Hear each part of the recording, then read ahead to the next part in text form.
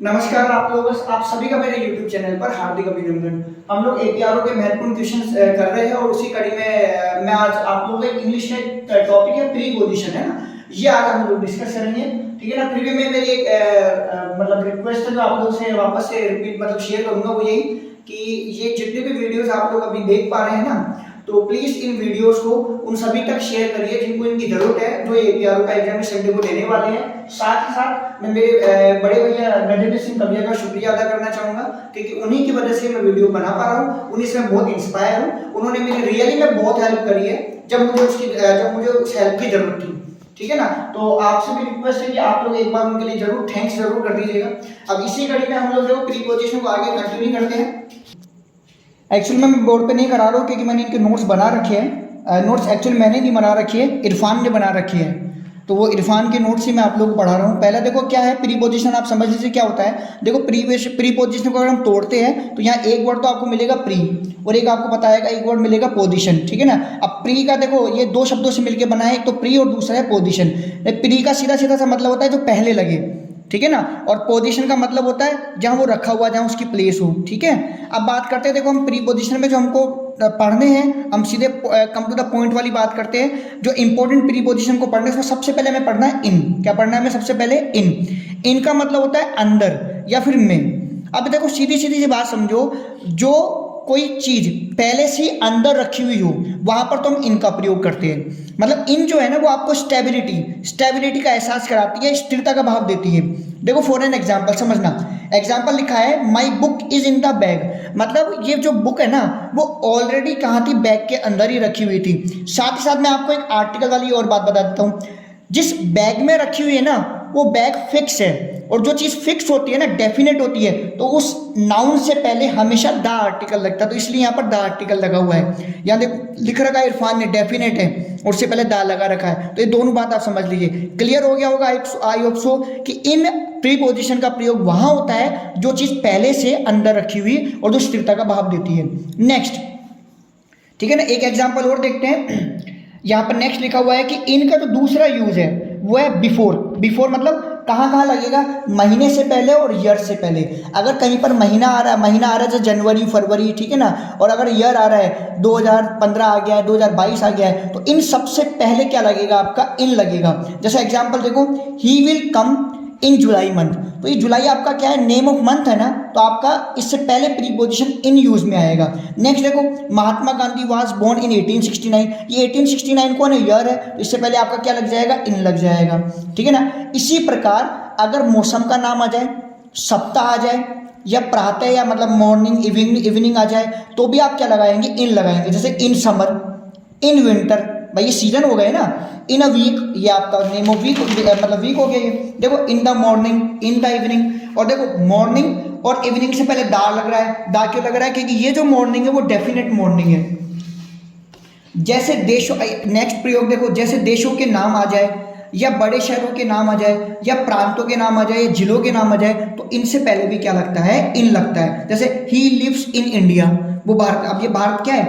देशों के नाम आ गया ना, ठीक है ना। अब नेक्स्ट है he lives in Sanganer in Jaipur district, तो यहां पर देखो जयपुर आपका जिला हो गया, ठीक है ना, जिला हो गया, और जो जिले का नाम आएगा तो उससे पहले इन लगेगा। अब नेक्स्ट आर्टिकल प्रीपोजिशन पढ़ेंगे इनटू। क्या पढ़ेंगे? इनटू। देखो इनटू का मतलब होता है अंदर या में, मतलब जो पहले से चीज अंदर नहीं थी वो बाद में अंदर गई है, लेकिन कैसे गई है? गति करती हुई, मोशन करती हुई वो अंदर गई है। ठीक है ना। आगे बात समझ में। अब देखो इसमें नेक्स्ट बात करते हैं हम। देखो एग्जांपल देखो, दे pulled Simon into the boat. इसका मतलब ये है साइमन जो है ना वो बोट पे था नहीं, उसके फ्रेंड्स ने उसको बोट की तरफ खींचा है। खींचने का मतलब उसने मोशन कर लिया है, तो इनटू का प्रयोग हो गया है। ठीक है ना। और देखो बोट से पहले दा लगा है, दा मतलब इसलिए लगेगा क्योंकि वो जिस बोट में उसको खींचा गया ना, बोट डेफिनेट थी वो। ठीक है ना। नेक्स्ट देखो, ही केम इनटू द रूम, मतलब वो बाहर था और चलता हुआ अंदर आया। ठीक है ना। He put the book into the bag, किताब बाहर रखी हुई थी, बैग के अंदर रखी गई है, तो रखने का प्रोसेसिंग में मोशन होगा। नेक्स्ट है ओन का मतलब होता है पर या ऊपर, मतलब जब एक वस्तु दूसरी वस्तु के ऊपर रखी हुई हो और दोनों वस्तुओं की जो सतह है वो एक दूसरे को टच करे, तो ओन का प्रयोग होएगा। ठीक है ना। यहाँ पर भी आपको स्टेबिलिटी मिलेगी। ठीक है ना। जैसे he is sitting on a chair, अब वो चेयर पे बैठ गया, तो वो बैठा और चेयर, तो दोनों के जो सरफेस है वो एक दूसरे को टच करेंगे, ठीक है ना। अब आप समझ गए किसका सरफेस किसको टच करेगा। Then my book on the table, अब बुक टेबल पर रख दी गई है ना, तो इसका मतलब है, मतलब माई बुक ऑन द टेबल का मतलब ये हो गया कि टेबल का ये जो सरफेस, जैसे ये रखा हुआ, ये टेबल का सरफेस हो गया और ये बुक का सरफेस हो गया, एक दूसरे को टच कर रहे हैं, तो ऑन का प्रयोग हो गया, ठीक है ना। अगर नेम ऑफ डेज, अगर किसी दिन का नाम आ जाए तो ऑन लगेगा, जैसे मंडे आ गया, ट्यूसडे आ गया, वेडनेसडे, तो on Monday, on Tuesday, like this. पैदल चलने के लिए ऑन लगता है, जैसे ऑन फुट, कि ही कैम ऑन फुट, तो ऑन फुट हो गया। नेक्स्ट प्रीपोजिशन है अपॉन। अपॉन का मतलब होता है पर या ऊपर, जब पहले से ऊपर नहीं हो, पहले से ऊपर नहीं हो, गति द्वारा स्थान परिवर्तन होकर ऊपर जाए तो अपॉन का प्रयोग होता है। जैसे कि बिल्ली है, वो नीचे थी, वो नीचे फर्श पर थी, उसने जंप मारा और जंप मारकर वो टेबल पर आ गई, तो इस वाले प्रोसेस में हम किसका प्रयोग करेंगे, अपॉन का। The cat jumped upon the table like this. Next है अबव। अबव का मतलब होता है ऊपर, इसका और मीनिंग है ऊपर, से ऊंचा, से अधिक आदि के अर्थों में भी होता है। देखो जैसे the sky is above our head, हमारे सिर के ऊपर आसमान है, तो the sky is above our head, ठीक है ना, ये ऊंचाई पर है मतलब। नेक्स्ट है we were flying above the cloud. Next है इट वेट अबव 10 टन, मतलब उसका वजन 10 किलो से ज्यादा है, ठीक है ना। तो से वाले अर्थ से अधिक है, से ऊंचा, इन अर्थ, जब ये अर्थ आपके निकलेंगे तो आप अबव लगा दीजिएगा, ठीक है ना। नेक्स्ट बात करते हैं ओवर, ऊपर, ठीक है ना, इसका है से अधिक, सीधे ऊपर, ये बात ध्यान रखिएगा, सीधे ऊपर, किंतु वस्तु एक दूसरे को छूती ना हो, टच नहीं करे, का प्रयोग होता है। स्पर्श होने पर गति हो, अथवा मतलब ओवर का प्रयोग होएगा, और स्पर्श होने पर गति हो अथवा ढकने का अर्थ हो। देखो there was lamp hanging over the table, ठीक है ना, टेबल के ऊपर, अब वो टेबल को टच नहीं कर रहा है। आई हैव ओवर 30 बुक्स, मतलब कितनी है, मेरे पास 30 से अधिक किताबें हैं, तो यहां देखो लिखा हुआ है से अधिक। Spread this cloth over the table, इसको फैला दो, अगर आप फैलाओगे ना टेबल के ऊपर तो वो टेबल को ढकेगा, और मैंने यहाँ ऊपर बोला है कि अगर ढकने का अर्थ आएगा तो आप किसका प्रयोग करोगे, ओवर का प्रयोग करोगे, ठीक है ना। नेक्स्ट बात करते हैं एट। एट होता है की तरफ या निकट, ठीक है ना, जैसे अपन बोलते हैं look at the black board. Basically मैं तो बहुत बोलता हूँ, मेरा काम पढ़ाने का है, तो ये बच्चे आपस में इधर से उधर ताका-झाकी करते हैं, तो मैं तो उनको बोलता रहता हूँ कि look at the black board, ठीक है ना। नेक्स्ट है Sita is standing at the door, Sita दरवाजे पर खड़ी है, ठीक है ना। तो बात समझ में आ गई एट का प्रयोग। अब देखो घड़ी के समय से पहले, अगर घड़ी का टाइमिंग की बात चल रही है ना, एट 6 PM, ठीक है ना, at 4 PM, at 4 AM, whatever like this, तो आप जब घड़ी का टाइम चल रहा होगा तो उससे पहले आप एट का प्रयोग करोगे। छोटे स्थान पर तो हम लगाते हैं एट, और अगर बड़ा स्थान आता है तो हम लगाते हैं इन, ठीक है ना। जैसे अपन बात करेंगे कि जैसे एग्जाम्पल दिया हुआ है कि I live it Rajasthan in India, तो इंडिया के कंपैरिजन में राजस्थान राज्य हो गया तो एट लगा दिया, ठीक है ना, और इन इंडिया बड़ा है तो इन लगा दिया। अगर यही बात हम जयपुर में करें कि भाई I live at Sanganer in Jaipur, अब जयपुर के रिगार्डिंग सांगानेर छोटा हो गया तो वहाँ एट लग गया और जयपुर में इन लग गया, ठीक है ना। अंडर नीचे, या जब कोई किसी के नीचे हो किंतु सतह स्पर्श ना करे, ठीक है ना, जैसे the cat is sitting under the table, table के नीचे है लेकिन वो टेबल को टच नहीं करेगी, ठीक है ना, एक दूसरे के नीचे होने पर वो एक दूसरे को टच नहीं करे, ठीक है ना, क्योंकि इससे इधर वाले में देखो टच वाली बात थी।